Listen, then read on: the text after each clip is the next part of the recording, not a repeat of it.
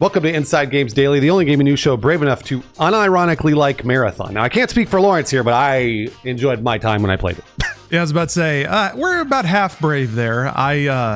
Maybe I'm just too soft. I saw an extraction shooter and decided it wasn't for me, but you know what? I feel like I'm not quite alone there. That's very, very true. Bungie published an article innocently titled Marathon Development Update yesterday that confirmed the news we've all felt. Marathon is delayed. That was the title of one of our episodes a few weeks ago, with no new release date or even a launch window announced. They do, at least for what it's worth, provide a handy bulleted list of all the features they've identified to improve in Marathon. Oh, okay. Regarding survival aspects, Bungie promises more challenging AI, better loot, and dynamic events to keep matches exciting and refining combat to make it more tense and strategic. Yeah, just make it more good, right? Just find the knob and turn it.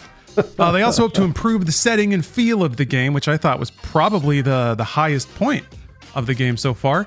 They promise improved visual fidelity, more narrative and environmental storytelling, and a darker tone that matches the original trilogy's themes.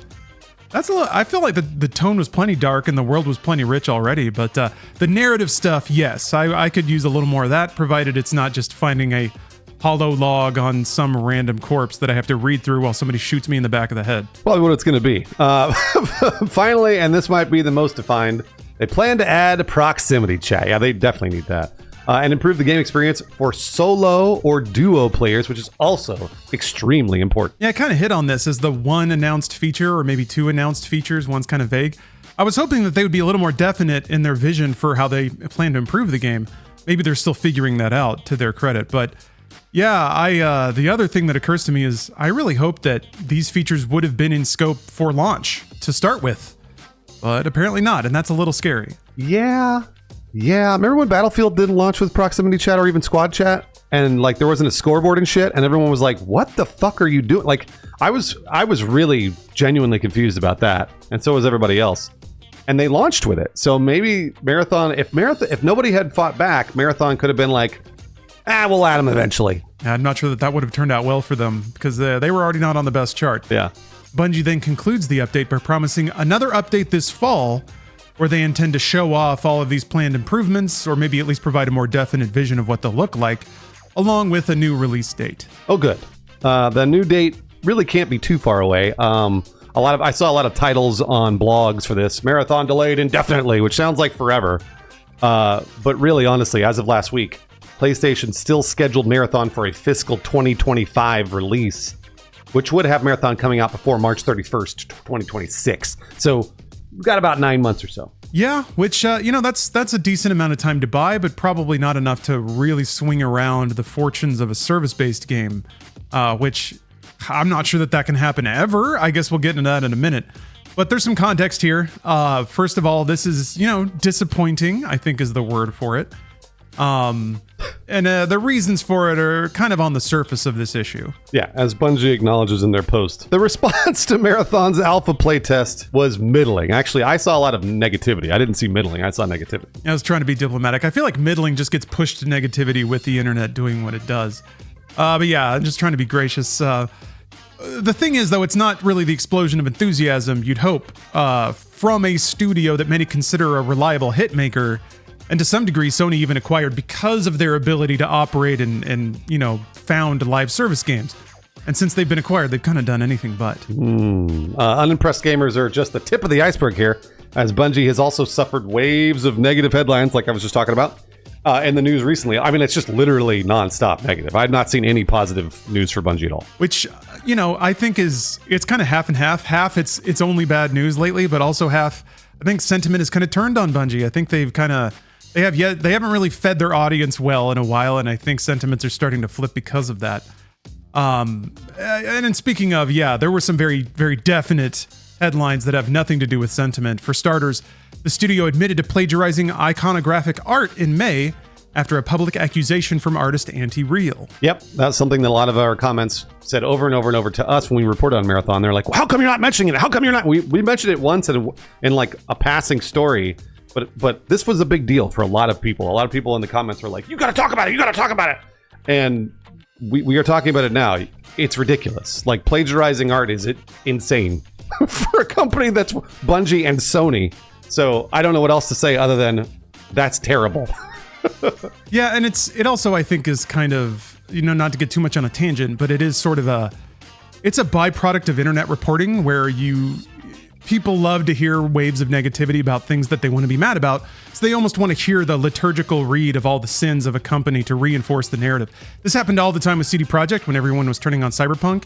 It was, by the way, they did this and this and this and this. So you can kind of sit and gloat in that negativity.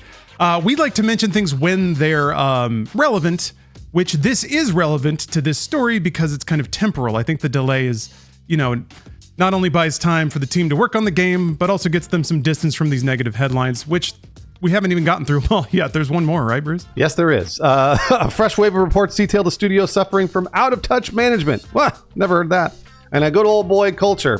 Never heard that either. In which problem employees were protected from consequences. Yeah, it feels like there's always a post-acquisition wave where the folks who are grandfathered in suddenly become immune and very rich, which is a combination to make people act like douchebags. And from the sounds of it, we have some douchebaggery going on in the upper echelons of Bungie. Yeah, you're right, Lawrence. We've seen it so many times with the douchebaggery. We've seen it so many, and it just, one of these days, maybe it'll get better, I hope. I mean, nevertheless, a marathon delay not only buys the team time to work on the game, but also we get some distance from these negative news stories. And then ideally, maybe there's a positive news story about how somebody at Bungie saved a puppy or whatever. Yeah, sometimes I wonder, in my most conspiratorial mind, I like to think that maybe a game studio would partner with a PR campaign to actively seed positive stories like that. But to that point, I mean, they've got maybe another 6 months to work on the game now, 9 months. What do you think Bungie can realistically do in that amount of time? I think it is possible to reset or at least climb back to neutral in terms of public sentiment, which will help them restart the narrative about Marathon. So just the span of time, I think, is going to help them here. But in terms of the game itself, aside from little features they probably plan to add over the 6 months after launch, now we get prox chat and things like that at launch, but I feel like 6 months isn't enough to substantially change the nature of the game or the way people react to it. I don't know. What do you think? I completely agree with you. I do, however, I will say it again. I think the core of the gameplay was good. I think what they had was good, and what I played, I enjoyed. And I did not expect to enjoy it. So what they've got there is great. And then if they just listen to the community and add the features, or at least do their best to add all the features that the community has suggested, like the prox chat and, maybe just a PvE mode and better AI and things like that, then I'm not a developer. So I'm not going to say, oh, that's easy to do in 9 months. But they really need to push for those things and then tell the community that they heard them and in these specific posts and say, we are working on these. At launch, we will have this.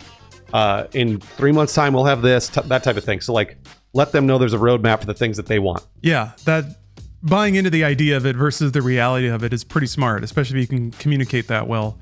The only other thing I can figure is, and this is probably not where Bungie is, but if they go to Sony and say, if you just give us another giant check, we can take that to a bunch of contractors and have them mill out a ton of cutscenes for us. Because that work at least can happen in parallel. So maybe you get some just juicy cutscenes, like the one narrative cutscene they released. Maybe, God knows there's probably a lot of people willing to write sci-fi at Bungie. So maybe you just set some people that can actually put out proven, fun short stories. You have a third-party studio doing really high-end CG cutscenes. And then you litter those in as as rewards along a career track or something like that. Just something to give people some idea of maybe more permanent progression in the game, or something other than just logging on and getting killed over and over. Absolutely, Lawrence. You're totally right. Another great question that you've asked here.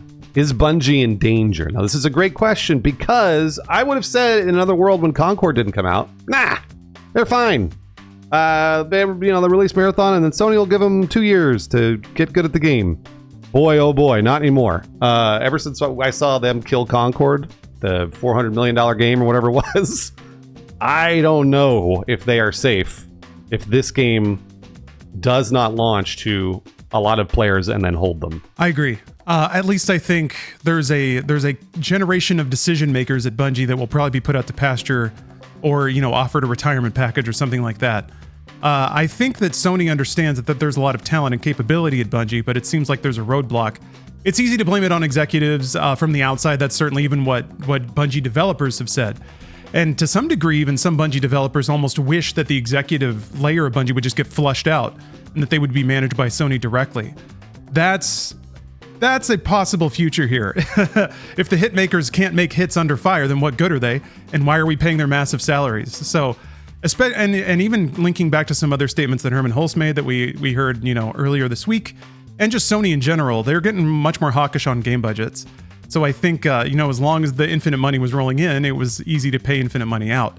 But now that we're seeing the very definitely with utter clarity, seeing the boundaries of money and the difficulty to break into the market, if Bungie can't be the tip of the spear there, then they have value as a brand, and their brands have value like Destiny. But apart from that, do you really need Pete Parsons to have another garage of cars?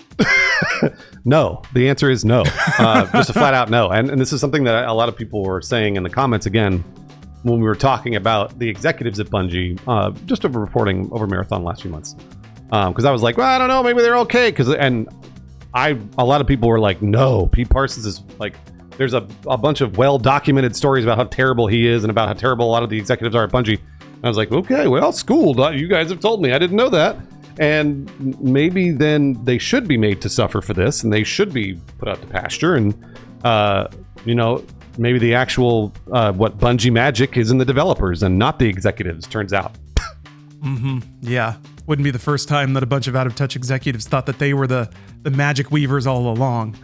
The last question, and perhaps the scariest, is it even possible to re-debut a service game? I think we've seen tons of attempts. The only permanently, air quotes, permanently successful one that I can think of in history is Final Fantasy XIV. But even Multiverses just shut down after their second attempt at launching the game. And that had, like Warner, it had good backing, good development. It seems like, and especially now, given that, the service space is, more competitive than ever, if you put something in front of people and it's not an enthusiastic response right out of the gate, I'm not sure that anything can nudge that. I'm not sure a pile of cutscenes and some extra voice chat will push it over the top. If from the early whiff, people are just like, whatever. Our commenters will correct us, but I want to ask you this: was Final Fantasy XIV re-debuted? Is that what you were saying? Sort of, yeah. They basically detonated the whole thing, relaunched it with new technology, new engine. It wasn't like pulled from service. Like halfway through their 1.0 arc, they did migrate management, and Yoshi P, there's kind of a long and pretty amazing story about the production of this. He basically was working simultaneously on operating 1.0 while developing 2.0 at the same time. So they shut down 1.0, relaunched their product. It was the same name, but kind of new producers, new management, a brand new flavor, and that one caught and managed to catch. Although even Final Fantasy XIV has been flagging in users over the last couple of years, so nothing's permanent, despite what I said earlier. But yeah, apart from that, I can't think of. Usually, it's like they flop early and then they're gone forever. There was the Amazon one that was operating for like one day, and then they pulled it. They said they were going to relaunch it and never did. Yeah, Crucible. Yeah. I'm trying to think of other, because I mean, like you're right, like Multiverses and Crucible. Like those are always, they just fail and that's it. Now, I will say, Marathon did not have an actual debut. They only had an alpha playtest. So they didn't actually fully come out and be like, hey, it's $40, everybody can buy right now, and then they failed. So that doesn't really count as a re-debut. So truthfully, they still have the debut portion, the actual launch hype around it or whatever. But I can't think. Lawrence, I can't think of one. I'm just like I said. I think the commenters will probably help us out if we can find one or two more games. There are a lot of games that I've seen on Steam that have done this, but they do it with early access, and then they're not live service really. They're like, actually, Scum is a perfect example. I played Scum yesterday, and Scum has been like basically plotting through early access for like 10 years. And Arc is the same way too. Like these games that are just like, they'll always kind of re-debut a 1.0, they'll re-debut a release, and like it gives them more users, and then it sort of lifts the game up. But I don't know if the full live service title has done that. That's a really interesting comparison, because if it's an early access game from a scrappy dev, you cut them a lot of like mental slack, I think. And if an out of nowhere dev showed up with Marathon and it wasn't called Marathon, I think people would probably be pretty impressed. But Yeah, standards are way higher when you're a 20 plus year renowned game developer owned by one of the biggest corporations on the planet. So I almost wonder, is it even possible? I guess Helldivers 2 did it, but again, I don't think a lot of people had their eyes on Arrowhead in the same way. So yeah, I wonder if there's any way for Bungie to work themselves back to being seen like they're not an underdog, and I don't think there's any way to do that. But how do you get the audience to cut them slack, or do they even deserve it? That's the thing. They launch in early access. That's what you do. Like on Steam, you literally launch in early access. It's what I've talked about it a lot, but Baldur's Gate 3, everyone cut them slack. Yeah. And they launched for, it was 2 years of early access, and the game was in terrible shape when it launched in early access, and then 2 years later they had a full release, and it was huge, right? It's one of the best games ever made. So if Marathon can do that, if they can somehow be like, oh, this is early access, and then and they'll be like, it's $40, but then in like a year it'll be better. I'm not sure. I don't know if they can pull that off. It's interesting to imagine, because the experience feels very early access. If it's a bare bones extraction shooter, all you keep with you is what you take with you, and when you die, it all drops on the ground and you're back to zero. I mean, that feels like a game that I would spend maybe an evening or two with and just be like, all right. Which feels a little anathema to what they probably want it to be. Absolutely. You're totally right. Well, let's look forward to the future yet again with Lumines Arise. This is Law's Preview Corner. This one's going to be fast, though, because guess what? It's Lumines again. I kind of hovered around the Enhanced booth because I didn't manage to get an appointment until a couch opened up, and then I just plopped down and played through the demo for Lumines Arise. It's Tetris Effect, but Lumines. If you're unfamiliar with the core rules, essentially, you get these blocks of 4 squares, and those 4 squares will be randomly divided up between 2 colors on any given board. The goal is to make a perfect square, like a 2x2 of the same color.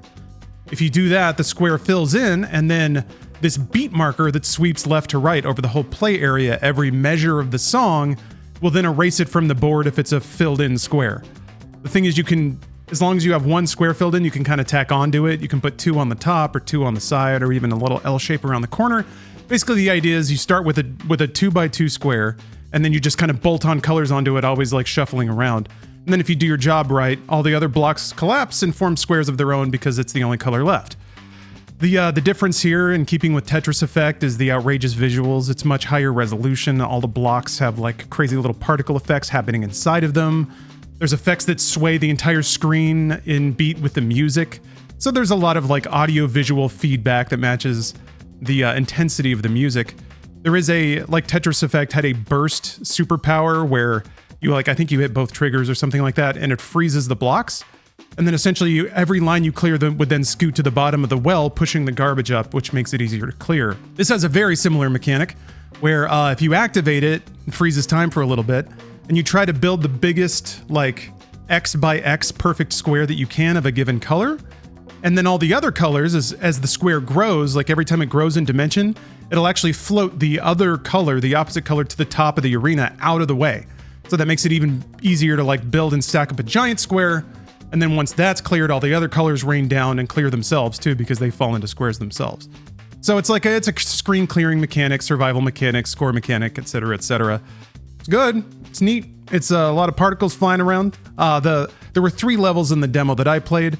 They were all right until the last one, which is where the psychedelic chameleons came out and started bobbing their heads in time with this like club beat that was super thumping. The rest of the tracks were a little subdued, which kind of fits, I think, for a puzzle game like Lumines, but that was always the idea, as you play through and discover new tracks and new visual stylings to the boards, and just kind of trance out over the course of the whole game. So I'm really excited they're making another one. There's not a whole lot of surprises here, but that's good because I think they hit on the right kind of game design. All right. Well, Lawrence, sounds like fun, and I'm sorry you couldn't get an appointment. Oh, that's okay. I still got my time in. I had to come back during the free play hours and just kind of loom, but it worked. You luminesced is what you did.